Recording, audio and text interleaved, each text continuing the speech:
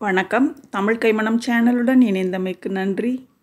அமாவாசை என்று செய்யக்கூடிய சமையலில் என்ன பொருட்களை சேர்க்கலாம், என்ன சேர்க்கக்கூடாது அப்படின்னு இந்த பதிவில் பார்ப்போம். அமாவாசை என்று நமது உடல் சமநிலையை இழக்கும். குறிப்பாக மூளை பகுதி, நரம்பு பகுதி மற்றும் உடலில் உள்ள நீர்ச்சத்துக்கள் ஆகியவை சற்று பாதிப்புக்கு உள்ளாகும். இதனால தான் நமது முன்னோர்கள் அமாவாசை என்று எதை சமைக்கலாம், எதை சமைக்கக்கூடாது என வகுத்துள்ளனர். அமாவாசை தினத்தில் பொட்டாசியம் மற்றும் சோடியம் நிறைந்துள்ள காய்கறிகளை அதிகம் சமைக்க வேண்டும். அமாவாசை என்று செய்யக்கூடிய சமையலில் எதை செய்யக்கூடாது அப்படின்னு சொல்லி முதல்ல பார்ப்போம். துவரம்பருப்பு சேர்த்து சமைக்கக்கூடாது. அதற்கு பதிலாக பாசிப்பருப்பு சேர்த்து சமைக்கலாம். அதே போல் கீரை சமைக்கக்கூடாது. கீரையில் அகத்திக்கீரை மட்டும் சமைக்கலாம்.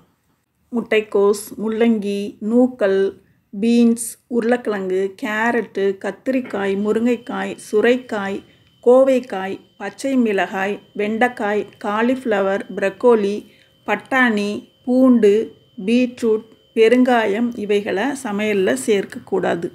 இப்போது அமாவாசை சமையலில் என்ன சேர்க்கலான்னு பார்க்கலாம். அவரைக்காய், புடலங்காய், பயத்தங்காய், வாழைத்தண்டு, வாழைப்பூ, வாழைக்காய், சக்கரவள்ளி கிழங்கு, சேனைக்கிழங்கு, சேப்பங்கிழங்கு, பிரண்டை, மாங்காய், இஞ்சி, மா இஞ்சி, பலாக்காய், நெல்லிக்காய், பாகற்காய், கறிவேப்பிலை, மிளகு, மஞ்சள் பூசணிக்காய், வெள்ளை பூசணிக்காய் சேர்க்கலாம்.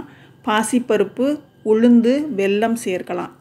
இந்த பதிவு உங்களுக்கு பயனுள்ளதாக இருந்திருக்கும். நன்றி.